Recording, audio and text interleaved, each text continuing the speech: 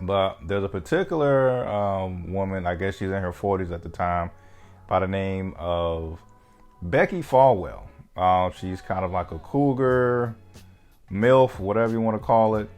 And, she is straight to the point, shooting her shot at Mr. Giancarlo.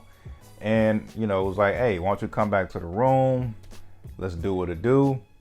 And, hey, as a 20-year-old pool boy who's just getting some tips and all this other stuff, I ain't mad at it.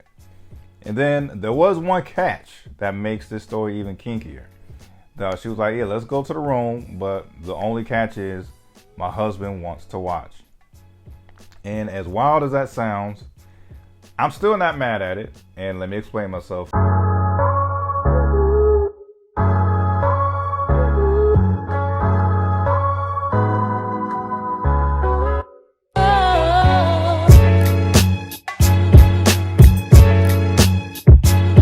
Hey, what's going on, folks? Another episode of Just My Opinion with Ryan. I want to start off by apologizing. I know it's been a few weeks since I've dropped anything. But between my 9 to 5, between my side gig, which is freelance photography, and between doing YouTube on my free time, I had to fall back from the YouTube for a few weeks because the other two really kept me busy. And also, you got to keep going with what's paying your bills. And as of right now, YouTube isn't contributing to paying my bills. Hopefully that'll change. Speaking of that, hey, hit that like and subscribe button. Help me get to 1,000 subscribers, and let's change that narrative. Anyway, I want to come back by talking about this wild, interesting documentary by the name of God Forbid. It is on Hulu right now. I don't know if I need to give a spoiler alert, because this is a documentary. Some people may even be familiar with the story already. But yeah, so I'm not going to say spoiler alert. So I'm definitely going to talk about documentary, but you get the point. So anyway, this documentary was wild to me. I don't know where I was at. I'm clearly under a rock because I did not hear about this story at all. So let's get into it. Where do I take? You know what? Let's start it just like the documentary. The initial, the wildness takes place as far back as 2012.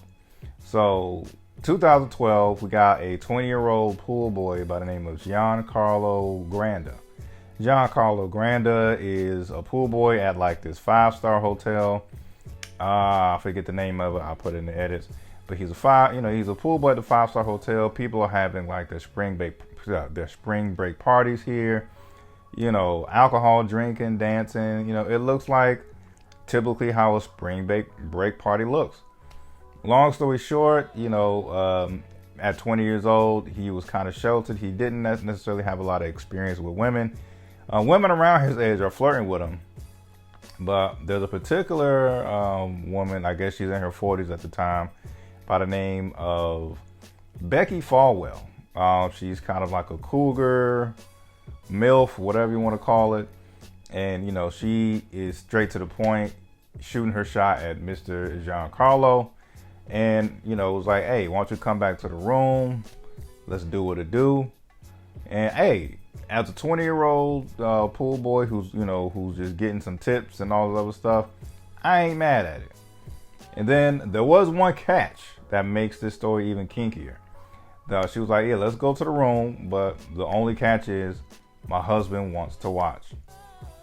And as wild as that sounds, I'm still not mad at it. And let me explain myself. Only because I don't believe in kink shaming.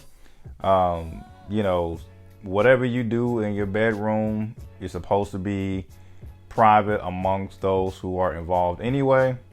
And yeah, who knows? There might be some things that you consider normal in your bedroom that if someone found out, they thought that was wild, or just wanted to shame you about it. So I'm not mad at it, just off the strength of me not being a kink shaming type of person at all. So anyway, as wild as that sounds, Mr. Granda accepts, and it goes down. The They do have the rule, the married couple. And once again, Becki Falwell is married to the president of Liberty University, Jimmy Falwell Jr. So yeah. So these are people in high positions of power and all that. So just to get into more of the details, this affair, cuckolding type of affair, took place as early as 2012. And as I said, that was the rule. If we have sex, my husband needs to watch. And matter of fact, for the first, for the first few encounters, it was just oral sex only, according to the documentary, according to Mr. Granda himself. And that's what it was. He'd go down on her, she'd go down on him. Husband would watch and pleasure himself. And yeah, so that's what it was. So, this continued for damn near 7-8 years. And not to drag it out, because I don't want to go scene by scene and things of that nature. This affair was like 7-8 years long, where they had this arrangement. And from the outside looking in, let me rewind a little bit. When I first read the description of the documentary, like I said, I didn't even read about it. I didn't even know about it until the documentary. At first I felt sad for the Falwells, but only at first. As the documentary continues, I'm like, oh no, these people are evil. But at first, I did feel a little sad for them, only because, like I said, I just felt like it was two couples doing some kinky shit, and their information got leaked somehow. But the more you watch the documentary, the more you realize, oh yeah, this was deeper than just sex.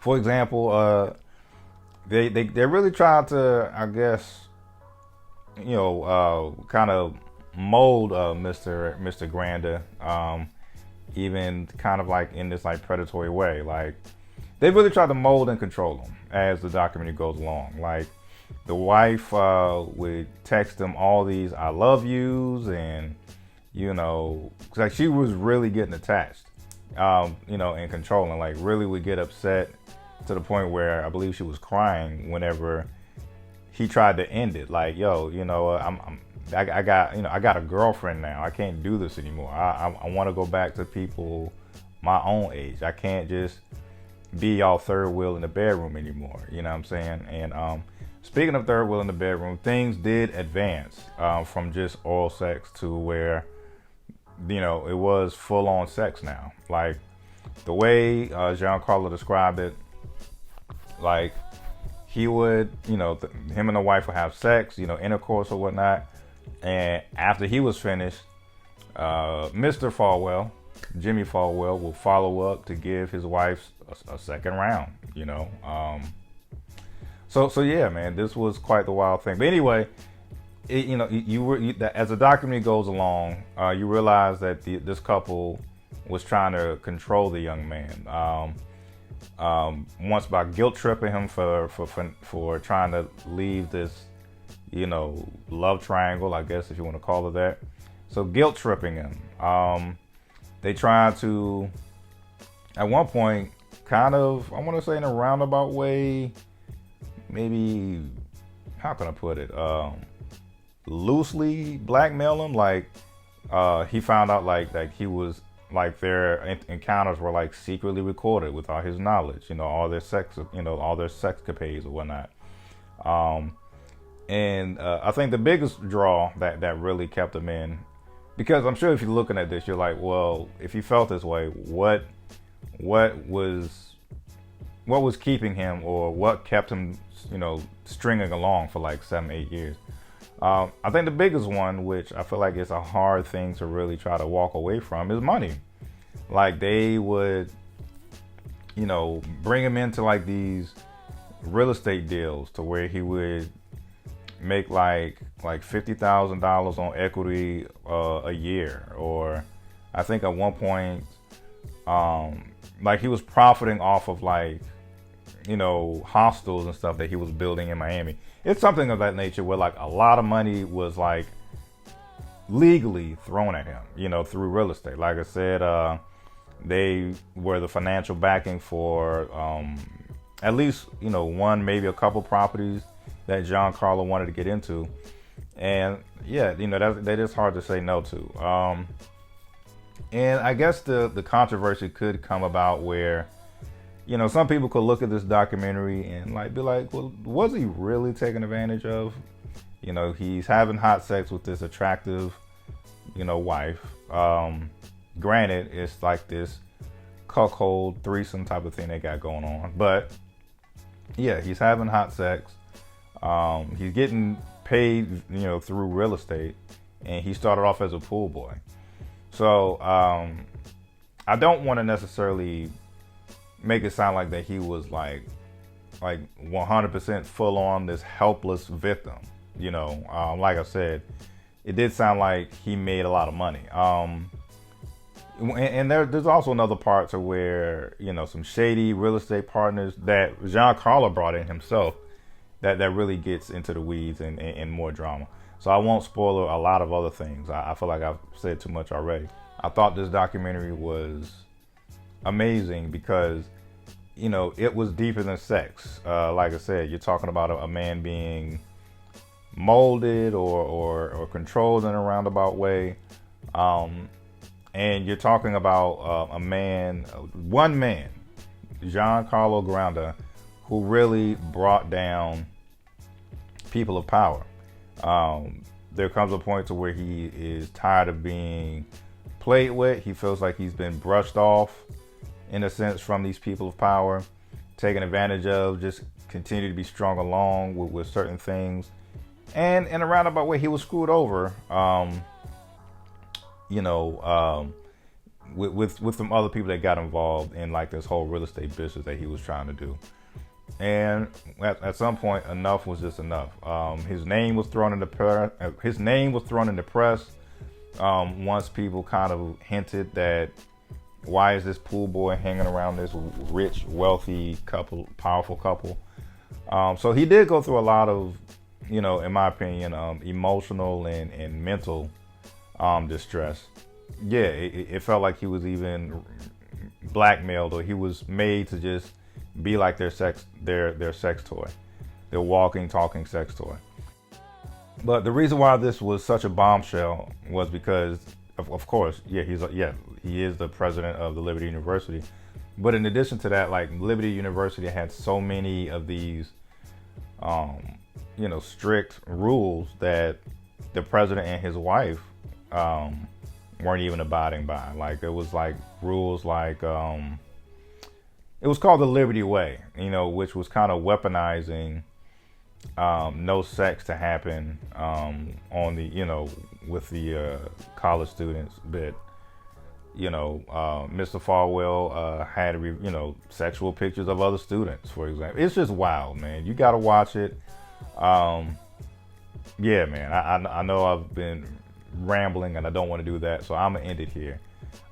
Great documentary. Definitely has a David and Goliath type of story towards the end of the documentary. And it just goes to show you how people can get strung along or even manipulated to a degree. And it just really covers all of that. Love it or hate it, these are just my opinions. Peace.